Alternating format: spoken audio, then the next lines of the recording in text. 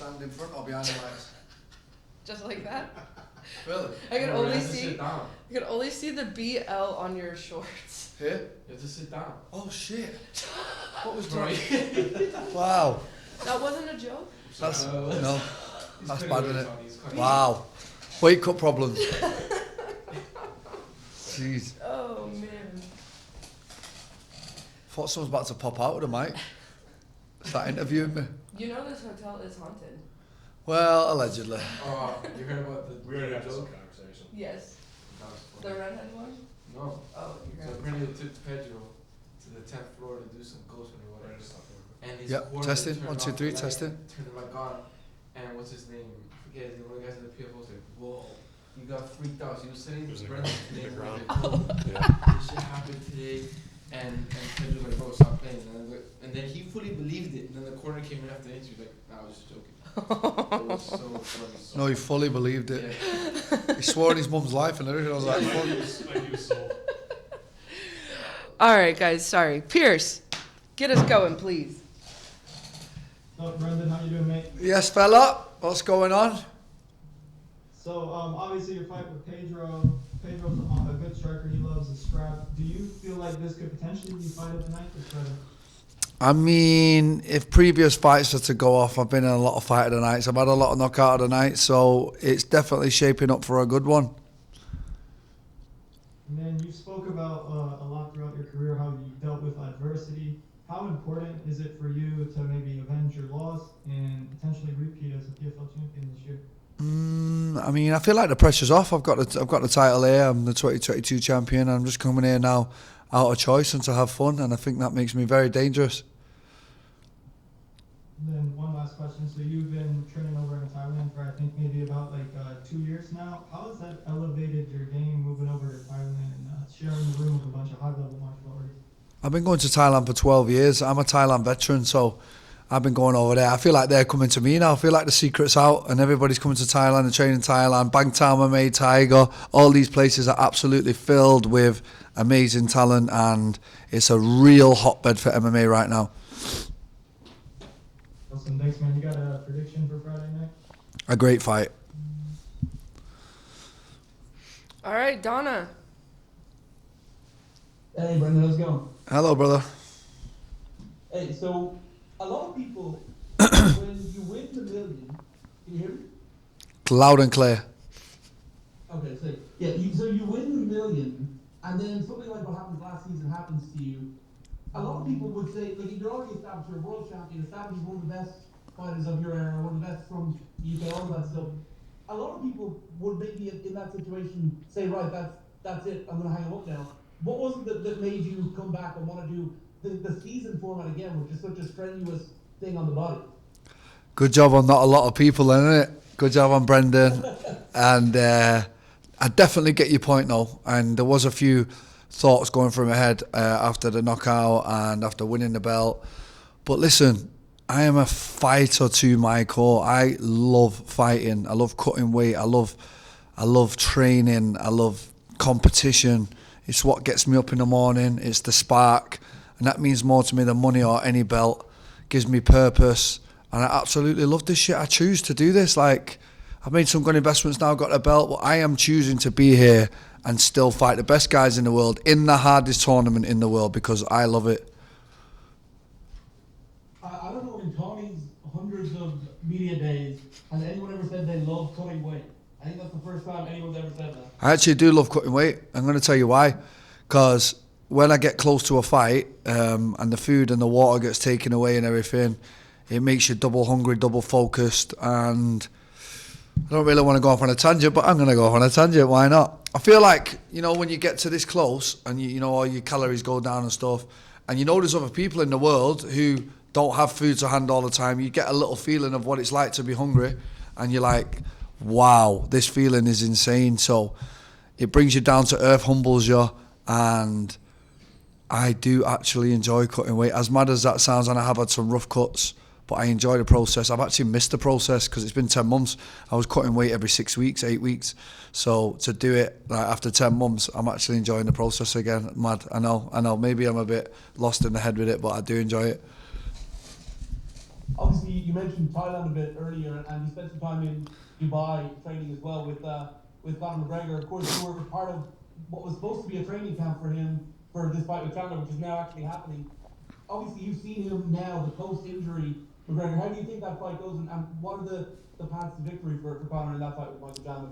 I'm really glad that fight's now been officially signed. I'm glad there's a date.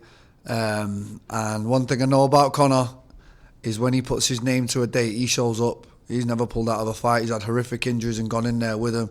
So we are going to see him fight Michael Chandler officially on that date now.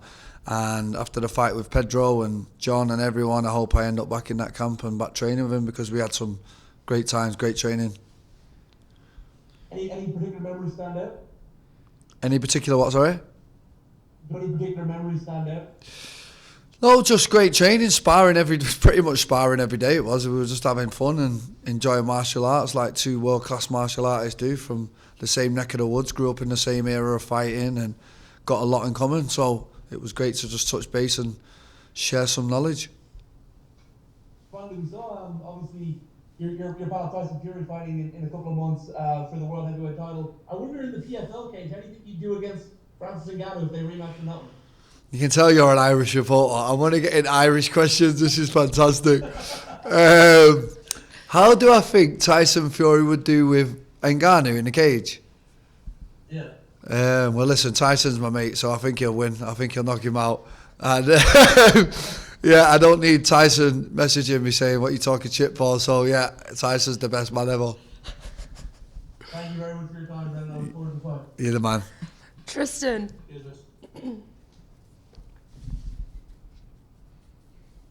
Hey Brendan, how you doing? Hello. It doesn't look like he's in the field right now. Were you a little disappointed that Jesus Pineda was not part of this regular season? I was wondering what actually happened with that. I was like, he's supposed to fight in Saudi, then something happened, and then I thought it'd be in the regular season. But I mean, I think the only guy to actually go through with it all was Impa. Impa won this season, did Saudi, and now he's back in the season. It's gangster. It is really gangster what Impa's doing, because it ain't easy to fight straight after the season and back in it. That means he's having no break. You're talking 5 or 6 competitions a year. It's absolutely insane. So I don't blame Jesus Pinedo for running off to Peru with $1 million. Like, who cares? Like, well done, lad. He's probably worth about 25 million over there, isn't it? So respect to him. Fair enough. When you talk about like what Impa did, is that something is consideration for you? Obviously, you're committed to the season, but those potential PFL pay-per-views, maybe the chance to cross over to Bellator, what are kind of like your considerations going forward outside of the season? Well, do you know what? I'll be honest with you. I was happy for the layoff. Like, I've been in this thing. I'm the most experienced guy in my division now with Bubba, so I've been in this thing for so long that I didn't know life outside of this for a while, so it was nice to take care of a few things and reset. But I've been in Impa's shoes once, because I did do the 3 fights. Then I made weight for the final. I didn't fight because obviously Wade or Mobley didn't pull out. Then I boxed as well that year, so just straight after that. So I actually was in them shoes where I did all them weight cuts back to back one year, and that's why I respect him, because it takes a very strong individual to have that many fights in such a short period of time. Thank you, Brendan. Thank you. Nuno. Hey Brandon, today that I'm made in New York. How are you? Hey, my friend.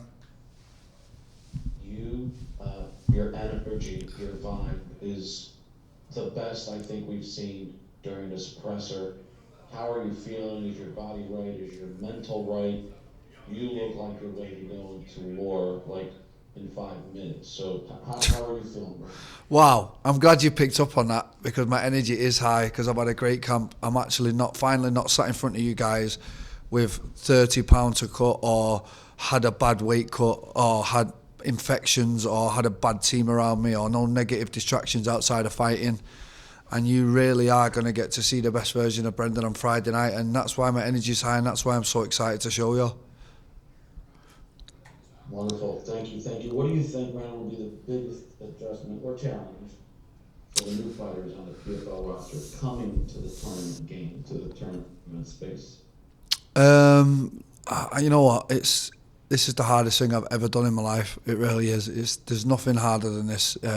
in the sporting realm, like doing all these fights back to back and all the media and all this and flying around the world. It's really difficult. And when I first came to the PFL, I was used to fighting 2, maybe 3 times a year. Now you're doing 4 in 7 months.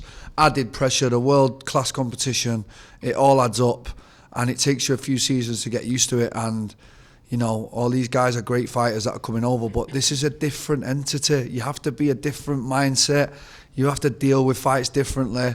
Point systems and tournaments is its own entity, and what I've shown over the last few years is I am a tournament fighter, so we'll see where everybody is in August.